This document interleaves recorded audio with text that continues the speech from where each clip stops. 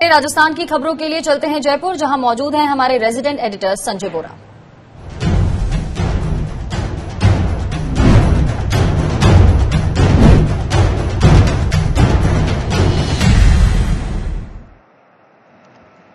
नमस्कार रितिका जी। जैसा कि हमने पिछले हफ्ते बात की थी कि कोरोना को लेकर के सरकार ने मान लिया है कि अब ये जल्दी जाने वाला नहीं है, तो इसके साथ जीना सीखना है, तो सरकार उसी की तैयारी कर रही है। कहर इसका भले ही कम हुआ हो या ना हुआ हो, लेकिन सरकार अब इस कोशिश में है कि तमाम चीजें, लॉकडाउन को कैसे हम हल्का करें और उद्योग धंधे वापस चालू हों। तो इसकी पहली कड़ी में आप ये सरकार ने घोषणा की है कि वो ट्रेनें चलेगी और आज मुख्यमंत्रियों के साथ बैठक होने वाली है, जिसमें शायद लॉकडाउन खोलने और उद्योग धंधों पर चर्चा हो। तो हमारी पहली स्लाइड है, ये टाइम्स ऑफ इंडिया से है और इसमें लिखा है कि passengers trains back on track from tomorrow. और इसमें ये पूरा एक बैनर है, इसमें साथ में है कि economic activity step up, easing of curves on PM CM agenda. तो इसमें ये कह रहे हैं कि आज शाम 4 बजे से बुकिंग शुरू हो जाएगी। मुख्यतः ये एसी कोचेज में बुकिंग होगी, किराया राजधानी का लिया जाएगा और इसमें अभी फिलहाल जो है वो 15 ट्रेनें चलेंगी और रिवर्स जर्नी मिलाकर के करीबन 30 ये इसके फेरे लगेंगे। और इसमें जो है करीबन उसके बाद दिल्ली से चलेंगी और 15 शहरों को जाएंगी, जिसमें राजस्थान का फिलहाल कोई भी शहर शामिल नहीं है। और एक इसमें आप हेडलाइन और देखिए कि अब तक जो श्रमिक ट्रेनें चली थी उसमें जो 75% लोग थे लगभग, वो यूपी और बिहार के थे। ये आप इसी स्लाइड में, इसी हेडलाइन के अंतर्गत देख सकते हैं। और दूसरा ये देखिए, आज जो हम बात कर रहे हैं कि प्रधानमंत्री मुख्यमंत्रियों के साथ बैठक करेंगे, अब ये प्रबल होता जा रहा है ये संभावना कि सरकार लॉकडाउन को थोड़ा उसमें ढील देना शुरू करेगी, क्योंकि लॉकडाउन जो कर दिया गया है उससे बहुत समस्या हो रही है और अब लग रहा है कि हमारे पास इतनी जल्दी इस समस्या का समाधान नहीं है, तो कब तक लॉकडाउन चलेगा। इसलिए प्रधानमंत्री आज बैठक करेंगे। इस बैठक के बारे में ये कहा जा रहा है कि आज सभी मुख्यमंत्रियों को बोलने का मौका दिया जाएगा। इसके पहले वाली जो बैठक हुई थी उसमें केवल 4 मुख्यमंत्रियों को बोलने का मौका दिया गया। तो इसमें इकोनॉमिक एक्टिविटीज के बारे में डिस्कस होगी और जो लॉकडाउन है उसको कैसे ढील दी जाए। महाराष्ट्र में और गुजरात में जो कोरोना के केसेस बढ़ रहे हैं उसको लेकर के डिस्कशन किया जा सकता है और ये उपाय भी डिस्कस होंगे कि इकोनॉमी को कैसे रिवाइव करें और मुख्यमंत्री अपनी तरफ से मांग कर सकते हैं कि क्या पैकेज दिया जाए। और हम बढ़ते हैं दूसरी खबर की तरफ। कल राजस्थान के मुख्यमंत्री ने दिन भर बैठक की और ये बैठक थी उनकी विधायकों, सांसदों और विपक्ष के नेताओं के साथ। और उनकी ये जो पहल थी इसकी सबने सराहना की। इस वीसी में पूर्व मुख्यमंत्री सीएम वसुंधरा राजे भी शामिल हुई और उन्होंने कहा कि आपको उद्योगों को प्रोत्साहन देना चाहिए। ये देखिए, वीसी में शामिल हुए 24 सांसद, 157 विधायक, ये इसमें लिखा हुआ है। करीब 12 घंटे तक चली और अब तक उन्होंने, मुख्यमंत्री ने बताया कि 3.25 लाख प्रवासियों को लाया जा चुका है और 1.25 लाख प्रवासी जो है वो सिरोही में आए हैं। यहाँ के प्रवासी सबसे ज्यादा है महाराष्ट्र और गुजरात में, और 1 लाख प्रवासी श्रमिकों को राजस्थान से दूसरे राज्यों में भेजा गया है। मुख्यमंत्री ने यहाँ पर विधायकों से ये कहा कि वही बताएं, क्योंकि 19 लाख श्रमिक हैं, तो पहले किसको लाएं और किसको नहीं, ये विधायक बताएं, वो अपने यहाँ लिस्ट तैयार करें। हालांकि विपक्ष के जो विधायक हैं उन्होंने कहा कि तो उनके लिए मुसीबत हो जाएगी, जो इन लोगों का नाम रह जाएगा वो उनको अपना दुश्मन समझेंगे, उनकी नाराजगी मूल हो जाएगी। तो ये मुख्यमंत्री ने बैठक की, 12 घंटे ये बैठक चली है लगातार, सुबह से लेकर के रात तक। ये इस बैठक में आप देख सकते हैं। और उसके बाद अब हम अगली स्लाइड पे चलते हैं। उसके बाद रात में 1 बजे मुख्यमंत्री ने पास की एक नई व्यवस्था लागू की है। अब राजस्थान में एक जिले से दूसरे जिले में जाने पर कोई पाबंदी नहीं है। सुबह 7 बजे से शाम 7 बजे तक आप कहीं भी आ जा सकते हैं, ये पास की व्यवस्था है।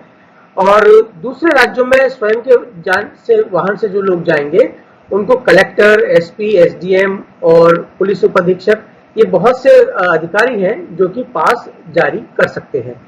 और दूसरे राज्यों में बस और ट्रेन से जो यात्रा होगी उसके लिए सिर्फ जिला कलेक्टर ही पास जारी करेंगे।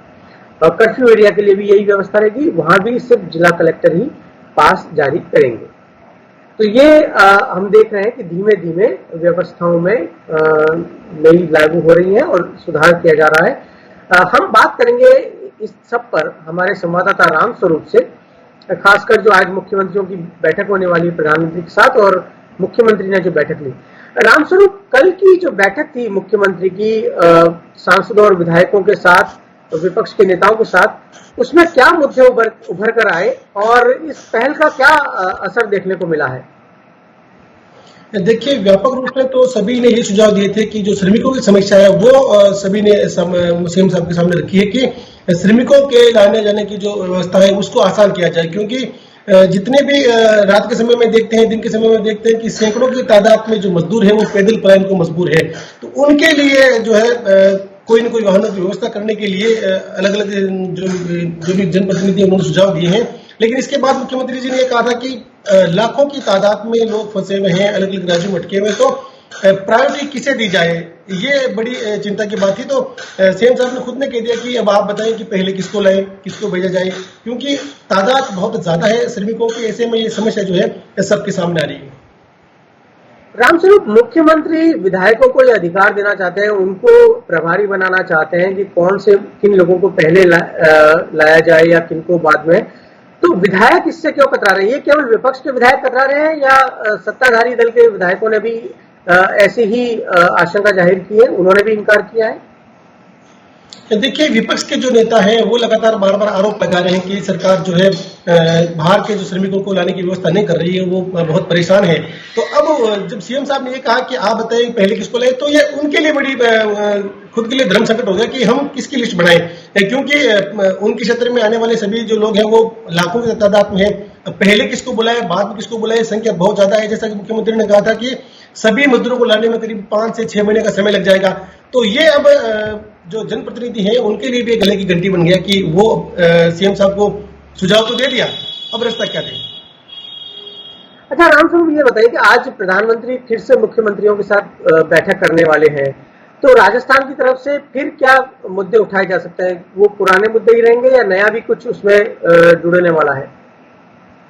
देखिए, जो मुख्यमंत्री अशोक गहलोत तो 2-3 बार पहले भी प्रधानमंत्री नरेंद्र मोदी के सामने बात रख चुके हैं कि आर्थिक हालात पूरे देश के बड़े विकट हैं, राज्यों की स्थिति भी बहुत खराब है, किसी तरह का जो सोर्स है इनकम का वो हो नहीं रहा है। ऐसे में केंद्र 1 लाख करोड़ का जो पैकेज, स्पेशल पैकेज है वो लागू करे, जारी करे वहां से। तो ये बीते 2-3 बार जब बात हुई तब भी उन्होंने ये बात कही थी, आज भी ये तो तय है कि ये बात तो कहेंगे वो और भी मांग करेंगे। तो पूरे प्रदेश के लिए एक बड़े पैकेज की मांग वो जरूर कर सकते हैं, क्योंकि जो संकट के हालात हैं इससे उबारना बहुत जरूरी हो गया है। रामस्वरूप, इस सारी जानकारी के लिए आपका बहुत बहुत शुक्रिया। तो मुख्यमंत्री फिर से पैकेज की मांग उठा सकते हैं और राजस्थान जैसे प्रदेश के लिए ये बहुत जरूरी है, क्योंकि अगर आप देखें तो सबसे ज्यादा प्रवासी मजदूर राजस्थान से ही आने वाले हैं और राजस्थान से बाहर भी जाने वाले हैं, और इतने ज्यादा जो मजदूर आएंगे उनको रोजगार देना एक बड़ी चुनौती होगी। अब चलते हैं हम एक दूसरी खबर की तरफ। ये जो प्रवासी मजदूर आ रहे हैं और जा रहे हैं, केंद्र सरकार ने इसकी मंजूरी दी थी, लेकिन बार बार उसके आदेश बदलते रहे और इसको लेके भारतीय जनता पार्टी के नेताओं ने आरोप लगाया कि राजस्थान सरकार जो है वो बावजूद केंद्र की मंजूरी के लोगों को आने जाने में मदद नहीं कर रही है। लेकिन देखिए हो क्या रहा है, उत्तर प्रदेश और गुजरात में भारतीय जनता पार्टी की सरकारें हैं। गुजरात अपनी सीमा में आने नहीं दे रहा है जो राजस्थानी प्रवासी मजदूर महाराष्ट्र से आ रहे हैं, और इधर यहाँ पे यूपी पुलिस ने कल बिहार के मजदूरों को राजस्थान से प्रवेश देने से मना कर दिया। वो राजस्थान से बिहार जाना चाह रहे थे और यूपी पुलिस ने उनको आने नहीं दिया। तो इस बात को लेकर के और राजस्थान पुलिस और यूपी पुलिस के बीच में तनातनी हो गई और इसमें आरोप लगे एक दूसरे पर कि उन्होंने हाथापाई भी हुई है। बाद में वरिष्ठ अधिकारियों ने मिलकर ये मामला सुलझाया है, लेकिन ये बताता है कि हम चीजों को जिस तरीके से देखते हैं वो इतना सरल नहीं है। विपक्ष ने आरोप तो लगा दिया कि राजस्थान सरकार मदद नहीं कर रही है, लेकिन खुद भारतीय जनता पार्टी की सरकार इन मजदूरों को आने नहीं दे रही है। अब देखते हैं हम अगली खबर। एक तरफ सरकार कह रही है कि अब वो ट्रेनें चलाएगी, धीमे धीमे ट्रेनें चलाएगी। रेल मंत्री पीयूष गोयल ने कहा है कि 300 ट्रेनें भी वो चला सकते हैं, और लॉकडाउन में ढील देने की बात की जा रही है, उद्योग धंधों को खोलने की बात की जा रही है। लेकिन कोरोना का कहर तो खत्म नहीं हो रहा है। भले ही सरकार ऐसा दिखा रही हो कि अब तो मान लो सब कुछ ठीक हो गया है, लेकिन देखिए कल देश में सबसे ज्यादा अब तक के 4500 मामले आए और 119 मौतें हुई हैं। तो देश में कुल रोगियों की संख्या 67,000 के पार हो गई है। राजस्थान में 106 नए रोगी आए और 2 मौतें हुई हैं, और केवल केरल, छत्तीसगढ़ समेत 10 राज्यों को नया मरीज नहीं मिला। लेकिन महाराष्ट्र में सबसे ज्यादा मरीज है, 22,171। ये आप स्लाइड्स में देख सकते हैं कि सक्रिय मरीज घटने के मामले में केरल अव्वल है, तो राजस्थान देश में तीसरे नंबर पर है, और दूसरा राज्य जो है वो छत्तीसगढ़ है। तो नॉन बीजेपी स्टेट्स जो है वो इसमें बेटर करते हुए दिख रहे हैं। देखिए पहले नंबर पर केरल, फिर छत्तीसगढ़, फिर राजस्थान और फिर तेलंगाना। बिहार में तो अब तक टेस्ट ही नहीं हुए हैं और सिर्फ 400 ही केसेस थे। ये आप देखिए, और उधर देश में 12 दिन में 2 गुने मरीज हो रहे हैं। पहले 11 दिन था, अब 12 दिन। अब चलते हैं अगली स्लाइड पे। ये कोरोना को लेकर के जो तमाम तरह के बदलाव हो रहे हैं, ये कहा जा रहा है कि उद्योगों को संबल देना जरूरी है ताकि अर्थव्यवस्था पटरी पर आए, लोगों को रोजगार मिले। तो उसमें तमाम जो चीजें हो रही हैं वो आप कह सकते हैं कि किसान और मजदूर विरोधी हो रही है। हमने पिछले हफ्ते चर्चा की थी कि 2 भारतीय जनता पार्टी के शासित राज्य हैं, मध्य प्रदेश और उत्तर प्रदेश, उन्होंने 3 साल के लिए श्रम कानूनों को ताक पर रख दिया है, सस्पेंड कर दिया है। और अब इधर देखिए, ये कह रहे हैं, कर्नाटक सरकार कह रही है कि अब इंडस्ट्री जो है उसको सरकार की मध्यस्थता की जरूरत नहीं है। सरकार किसानों से जमीन नहीं खरीदी, उद्योग सीधे किसानों से जमीन खरीद सकते हैं। हालांकि जिन इलाकों में अगर वहां पे रेवेन्यू डिपार्टमेंट ने कोई आपत्ति जताई है तो वहां जरूर मंजूरी लेनी होगी, अन्यथा उद्योगों को खुली छूट दे दी गई है कि वो किसानों से सीधे जमीन खरीदें। और आज एक राज्य ने ये किया है और आने वाले समय में हो सकता है कि ये बढ़ता जाए। तो जो भू अधिग्रहण कानून यूपीए सरकार लाई थी उसको सर्कमवेंट करने की कोशिशें पहले भी चल रही थी, और अब आप उसकी परिणति देख रहे हैं इस कोरोना क्राइसिस का लाभ उठाकर। इसकी आड़ में ये हो रहा है। अब लेते हैं हम दूसरी स्लाइड, ये टाइम्स ऑफ इंडिया की है। राजस्थान इस वक्त दोहरे संकट से गुजर रहा है। एक तरफ कोरोना का क्राइसिस है और दूसरी तरफ फिर से टिड्डी दल अटैक कर रहा है जो पाकिस्तान से आ रहे हैं। उनको रोकने के लिए 9 पोस्ट बनाई गई है भारत और पाकिस्तान की बॉर्डर पर, ताकि उन लोकस्ट को जो है वो कंट्रोल में किया जा सके। और आप देख सकते हैं कि इसमें साथ में एक खबर है कि ये अब पुष्कर यानी अजमेर तक पहुंच गए हैं। राजस्थान के कितना भीतर घुस गए ये आप देखिए, कम से कम 900 किलोमीटर दूर जैसलमेर और बाड़मेर से ये यहाँ पर आ गए हैं। अजमेर एकदम भीतरी इलाका है, सेंटर में है राजस्थान के, वहां पे आए हैं। और यूनियन मिनिस्टर कैलाश चौधरी ने इस बारे में एक मीटिंग ली थी संडे को, और बताया जा रहा है कि पिछले 4-5 दिन से ये 150 किलोमीटर के एरिया में बाड़मेर और जैसलमेर में फैल चुके हैं, ये कृषि अधिकारियों ने बताया है। तो ये बहुत बड़ा संकट है। ये पिछले साल सवा साल से लगातार राजस्थान इस संकट से जूझ रहा है। अब हम लेते हैं अगली स्लाइड। भारत और पाकिस्तान की सीमा पर जब भी तनाव होता है तो हमको बहुत कुछ सुनने को मिलता है, सरकार की तरफ से भी और मीडिया में भी। लेकिन चीन और भारत के बीच तनाव बहुत कम सुर्खियां बनता है। ये आज एक अपवाद है। बहुत सारे जो अखबार हैं, चाहे वो भास्कर हो, पत्रिका हो, टाइम्स ऑफ इंडिया हो, उन्होंने सिक्किम सीमा पर चीन और भारत के सैनिकों के बीच में झड़प को प्रमुखता से लिया है। इसमें 11 लोग घायल हुए हैं, 11 सैनिक घायल हुए हैं चीन और भारत के। और बताया जा रहा है कि लद्दाख में 5 और 6 मई को भी उनके बीच ये आमने सामने हुए थे, और उसके बाद दोनों देशों के बड़े अधिकारी उन्होंने मीटिंग की है और उनका कहना है कि मामले को सुलझा लिया गया है।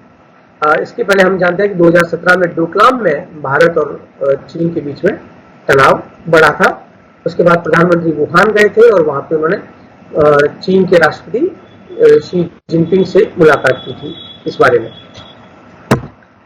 आइए बढ़ते हैं आगे। ये खबर है देश के प्रसिद्ध समाजशास्त्री योगेंद्र सिंह के बारे में। वो अब हमारे बीच में नहीं रहे, वो 88 साल के थे।